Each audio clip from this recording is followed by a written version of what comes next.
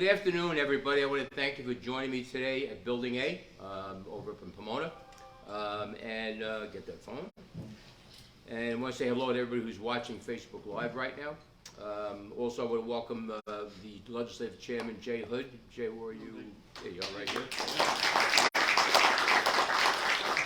Jay and I have worked very well together on a number of items, and we've had many discussions about this budget, as a matter of fact. So it's really a very positive situation. Standing with me today, I have the Commissioner of Finance, Stephen DeGroat, and Budget Director, Steve Grogan. And I want to thank them for their tireless work on this budget. And every prior budget I have proposed since I came into office. They've done an amazing job. I also want to acknowledge all our commissioners and department heads and thank them directly for all the work they have done since starting this summer with this budget preparation. I want to particularly single out Lori Grubel, our Personnel Commissioner, and her team for the work they have done in putting this together. You know, looking back on what we've accomplished over the past 8 years is nothing short of miraculous, to be very honest with you. We saved the county from the brink of fiscal collapse and a $138 million deficit. And thank goodness we did, because these last few years have been difficult for families. They've been difficult for the county budget also. But we were disciplined and with your money, and we survived. In 2020, the COVID pandemic hit, bringing with it devastating health and economic consequences to many. This year, families are still recovering from the financial fallout of the pandemic and now coping with a 40-year high inflation and skyrocketing gas prices. And this is why our administration, along with the county legislature, recently eliminated the residential energy tax, saving taxpayers roughly $11 million a year, and that is an equivalent to approximately an 8.4% cut in the county property tax levy. This tax cut also benefits all residents, including renters. So this is a across-the-board cut for taxation for the people of Rockland County. We also capped, in conjunction with the legislature, we also capped the county's sales tax on motor fuel purchases at $2 through February of 2023, longer than any other county and also longer than the state. This coupled with the state's tax suspension, drivers roughly saved about $5 for a 20-gallon fill-up.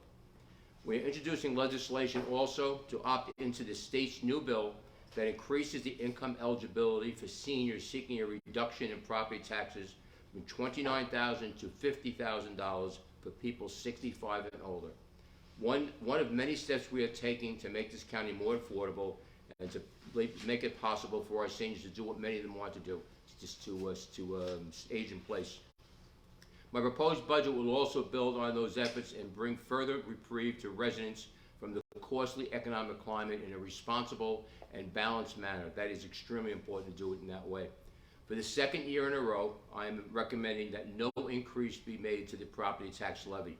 That's right, a 0% property tax change for families on the proposed $812.4 million 2023 county and Rockland budget.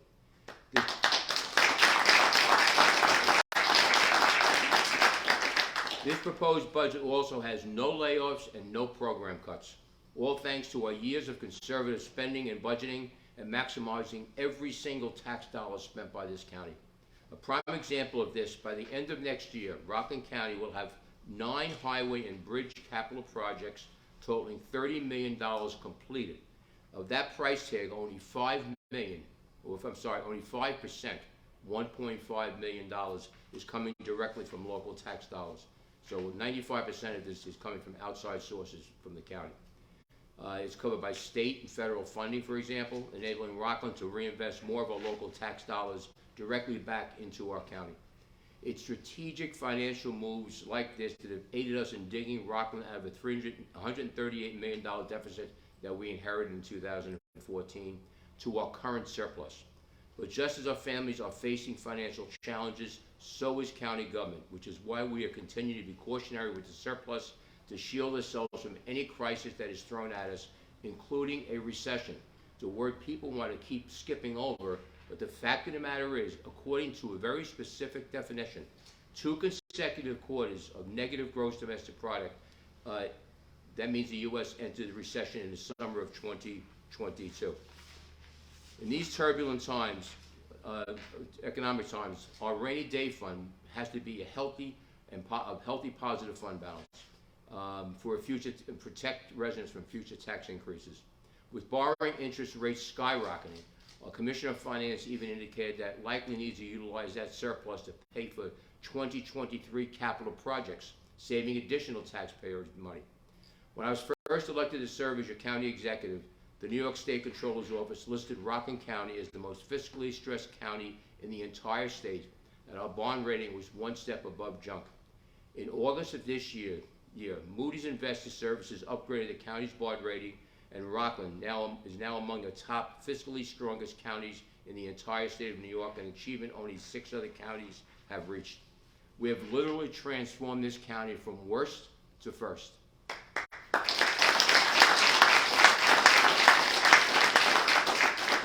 And the remarkable thing, it happened only in 8 years. And remarkable is a word we want to use, because I also got a call from State Controller Tom DiNapoli congratulating me on this achievement. I told him, congratulate everybody here for this achievement. We've done an amazing job. I spent about 15 minutes on the phone with him. His office had been very helpful to my finance people all through these tough times. And I'm it's great to have a relationship with the gentleman up in Albany. This is the second rating upgrades, by the way, this summer after Fitch Ratings upgraded us from A to A+. Receiving 2 upgrades this summer is proof of our hard work is paying off on behalf of the people of Rockland County. The bond ratings I speak of defines a borrower's credit risk to lenders. These upgrades show lenders the county is a low risk, and it enables us to secure the lowest interest rates on borrowing, saving even more money for the residents of Rockland County. There is one overriding question that we constantly ask ourselves when crafting our budget, which is how do we deliver the most efficient services at the lowest cost to you, our taxpayers? And as we re-identify the needs of our residents, we are also abolishing 15 positions. We are proposing an addition of 43 positions, which will better serve our families. Please be aware of the fact that our staffing remains 16% lower than where it stood when I first took office. So without padding the payroll, we're making smart investments in the county government to make sure the people are served well. Many of these new positions have essential focus: secure long-term planning of the county. True sustainability does not mean just thinking about today, tomorrow, or even next year. It's planning for 10, 20, and even 30 years ahead. That's what we are doing here in Rockland. With that in mind, we have reevaluated the need to have a Commissioner of General Services who will oversee operations and coordination across purchasing, facilities, and capital projects in information and communication systems. All departments have had their workload increase exponentially. This person will be crucial to helping us provide an even more cost-effective internal services to county departments for generations to come. I am committed to running a fair, open, and honest administration right here in Rockland, which is why I'm proposing to hire a county Freedom of Information law specialist, a FOIL specialist. Transparency not only strengthens our democracy, but also ensures government accountability. I truly believe Rockland deserves and needs a designated officer to oversee the needs of the freedom of information requests we receive in this county, which has increased enormously over the past few years. Other notable new positions I am proposing are aimed at strengthening departments which are, without question, in high demand, including a Department of Health, Environmental Resources, which oversees our parks, and a Department of Mental Health. In just the last few years, the Department of Health has been battle-tested time and time again. Anybody who's not paying attention has to know that for sure. Responding to 3 nearly back-to-back health emergencies that included measles, COVID, and now polio. It is clear the department needs more boots in the ground, so we're proposing several new positions for the Department of Health. Since the pandemic, our parks have experienced an explosion of usage by residents and by visitors. We're also moving forward with the Open Space Acquisition Program, which we funded through last year's budget process, and are pursuing the purchase of 6 new parkland properties totaling over 37 acres. As a result, we are proposing 3 new positions for environmental resources to accommodate the growing demand in our parks and better maintain the facilities that currently exist. I am also proposing 2 new positions for the Department of Mental Health, including a psychiatric social worker who will lead the Suicide Prevention Coalition, with veterans being a notable focus. According to the U.S. Department of Veterans Affairs, veterans make up nearly 14% of the suicides in this country. Think about that for a second. These men and women put their lives on the line for each and every one of us, only to return to confused with anxiety, depression, and PTSD. Then they take their own life here at home. That is absolutely heartbreaking, and it really is something we all need to work together to address and deal with. This newly established position in my proposed budget aims to ensure that our heroes will never fight this battle alone again. We're also proposing a new position for the Sheriff's Office to assist in a new safety initiative. This one I'm very, very proud of, because this goes back to the days when I was a PTA Health and Safety Chair back in the 1990s. We were trying to get cameras for school buses to ensure that people would not run the stop signs and potentially kill a child. Back then, it was, I believe, Joe Howland was a senator, Alice Gromack was an assemblyman, and I believe, I'm trying to think who the chief was at the time. But that's how far back these thoughts went. It was always stopped because we didn't have the authority to do cameras because of the population of Rockland County. But right now, this year, oops, I missed the page here. Hold on 1 second. Drivers will have to heed a warning now, because you're not going to get away with passing school buses any longer. We have found a way to address it. This county will have hundreds of buses equipped with stop-on cameras. With this new sheriff's position, we utilize to issue summonses to drivers putting their lives at risk. These will be similar to the red light cameras we have in the city. It'll be a finance fine, not a points fine, but it'll be a significant fine. This is not the only safety initiative underway. Unfortunately, mass shootings have become far too common in this country, and as a former NYPD police commander, I firmly believe it is better to be proactive than reactive. I want to recognize Sheriff Louis Falco and the Sheriff's Office, along with all of our law enforcement personnel across this county, for the extraordinary work that they do. Just this year, the department has led or participated in multi-agency training with several school districts, with plans to expand these efforts in 2023 to include county properties, and Rockland Community College. We do fire drills. There's no reason why we cannot be good at drills to protect children's lives. Considering the growing number of violent incidents happening across this country, including our own, the Rockland County Sheriff's Department will be providing active shooter training actively focused on our schools and workplaces. And thanks to a grant, we will not have to spend a single penny for this training. Every single day, brave men and women voluntarily risk their own health, safety, and well-being in our fire departments and emergency services agencies for the greater good of our county. In recognition of this sacrifice, we believe these individuals deserve more than just a thank you. We are proposing in this budget, and we're mirroring this after the Westchester County Heroes Program. We're proposing a $1.5 million in college tuition assistance for volunteer firefighters and emergency responders. This program will provide heroes choosing to put their lives on the line with $6,000 towards their college tuition for service to their county. Perfect timing, because as our new fire operations building materials are on their way, the work set to begin for the new year. The project will enhance the training our heroic firefighters receive, where we hope protects our first responders and our residents during an emergency. Due to the financial fallout from the COVID crisis, compounded by rising costs this year, we know many of our community organizations serving families also need rescuing. So this proposed budget includes $500,000 for justified increases in funding for our nonprofit contract agencies. Let me be clear that all funding for these agencies comes with a set of performance expectations overseen by department heads. But each one of them is critical to helping our families, and we will do all we can to make sure that we have the support they have the support they need. Without question, 2023 is going to be an exciting year for the Rockland County.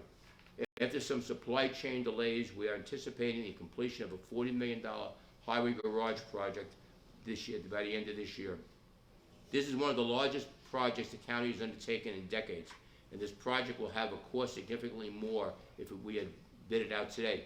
But since taking office, I have refused to kick the can down the road when it comes to necessary infrastructure projects.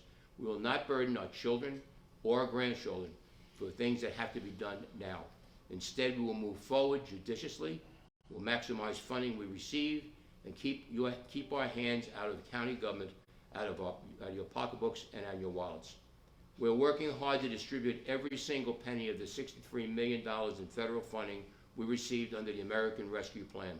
So far, we've dispersed over $1 million in grants to small businesses and restaurants and are on track to award close to $10 million to municipalities and nonprofits for green spaces.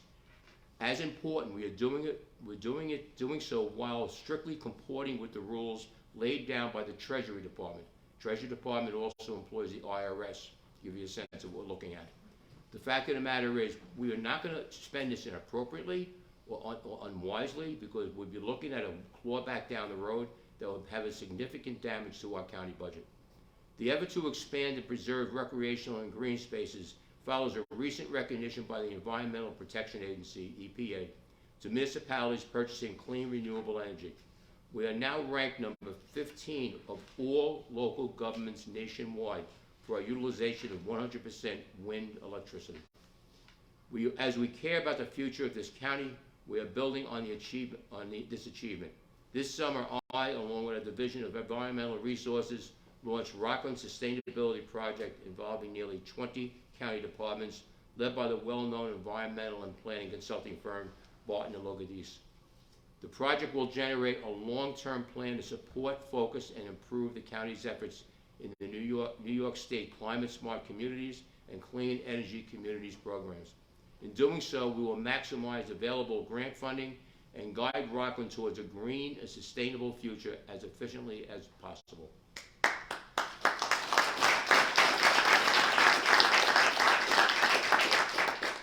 We have come a long way here in Rockland County. It's been a journey, but I promise you that this administration will not rest. We will not stop trying to do everything possible for the people of this county.